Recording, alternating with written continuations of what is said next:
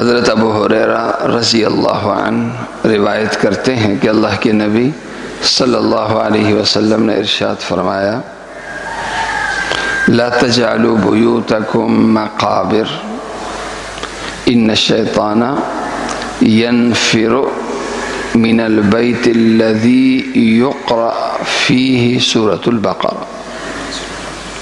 اللہ کے نبی صلی اللہ علیہ وسلم نے ارشاد فرمایا، اپنے گھروں کو قبرستان مت بناؤ۔ وہ گھر جس میں سورہ بقرہ پڑھی جاتی ہے، اس گھر سے شیاطین اس گھر سے بھاگ جاتے ہیں۔ شیاطین اس گھر میں نہیں رہ سکتے جس گھر میں سورہ بقرہ پڑھی جاتی ہو۔ یعنی جس طرح ہم مسجد کو اعمال سے آباد کرتے ہیں، اللہ کے نبی صلی اللہ علیہ وسلم فرما رہے ہیں کہ اپنے گھروں کو بھی ہم اعمال سے آباد کریں۔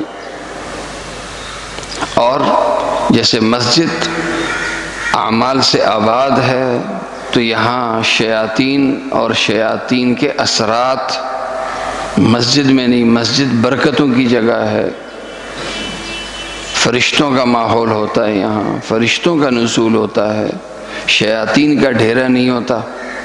تو ہم یہ چاہیں کہ ہمارے گھروں میں فرشتوں والا ماحول ہو، فرشتوں کا آنا ہو، تو ہم اپنے گھروں میں اعمال کا ماحول پیدا کریں۔ اعمال کا ماحول پیدا کریں گے تو یہ شیطانی اثرات، جنات اور یہ طرح طرح کی بری چیزیں، نحوستیں، یہ سب ختم ہو جائیں گی۔ کب ختم ہوگی؟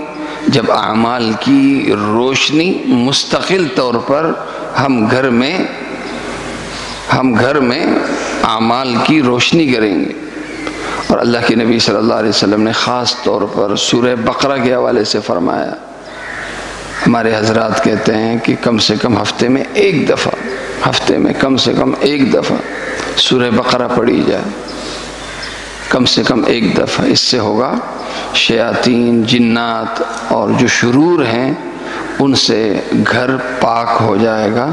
اللہ تعالیٰ مجھے اور آپ سب کو عمل کرنے کی توفیق عطا فرمائے۔